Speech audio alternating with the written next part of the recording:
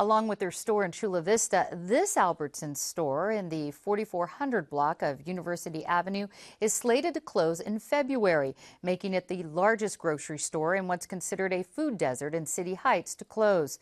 Here to talk about the impact and pushback from residents is District 9's City Councilwoman Marty Emerald and City Heights resident and Mid-City social and food justice advocate Jeanette Neely. Welcome to Evening Edition. Thank you very much. Thank you. Now, Jeanette, City Heights is we often hear it's called a food desert. What does that mean exactly?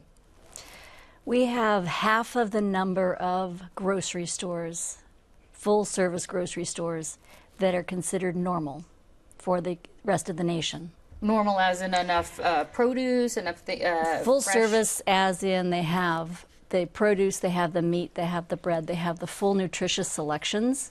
So if the average for the nation is 3, we have 1.6. Okay, and Marty, Albertsons issued this statement saying the City Heights store was an underperformer and, quote, Albertsons has a responsibility to do what's best for the long-term growth and success of the company as a whole.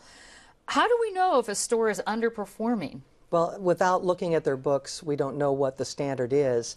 But this was a store that was a cookie-cutter type operation, one size fits all.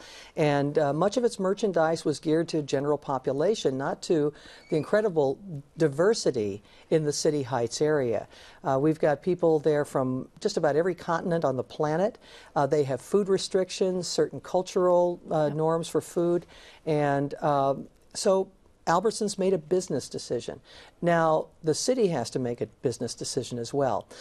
We want to make sure that residents have access to affordable, fresh foods.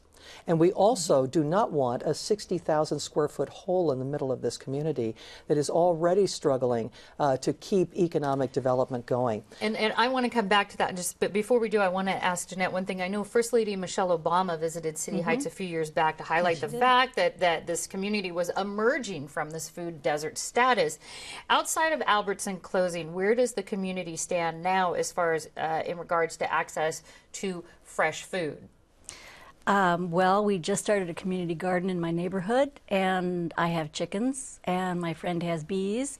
So there have been some changes, but not as many as we'd like. Okay, and Marty, let's get back to that trickle-down effect you're talking about as far as either the hole in the neighborhood, or what about people who say, well, I'll just go to a different neighborhood and get my groceries? Well, many people in City Heights don't have access to transportation except for public transportation. So they're taking buses. And it makes it very difficult, say, for mothers with children to leave the neighborhood, getting on a bus, transferring to another, for example, just to get to a store, and then schlepping all that stuff back. Also, this Albertsons was a retail point for Metropolitan Transit selling bus passes. And without that, we're going to have to find some new retail outlets to sell people bus passes. So there's that. It has some far-reaching effects. And it's not just food; it's also pharmacy. The Save On Pharmacy is also closing. They've transferred their accounts, we understand, to another pharmacy, but patients haven't been consulted, and everybody is sort of left in the lurch here. But there are things happening, and I just want you to be aware that this afternoon, many of the key stakeholders in the Mid-City area are having a very important meeting. This is the City Heights Community Development Corporation, Price Charities, Civic San Diego, LISC, some private investors are meeting this afternoon to start talking about our options, not just short-term options, but long-term options to really create some stability and choice for the consumers in the Mid-City. And speaking of choice, Jeanette, there are other small markets there. Yes. So why isn't that enough? They're not able to provide a full range. Sometimes they're ethnic markets. Sometimes they cannot get the best price, say, for the freshest produce. Sometimes they're halal, sometimes they're not halal. So that makes a difference about where somebody would shop. What are the options? And I'll ask both of you this. We're running out of time, but if you could briefly tell me your top option for a store or to fix this. Have it provide local produce, local people running it, and listen to the community. How about you, Marty? And that's exactly what we're doing. We're listening to the community.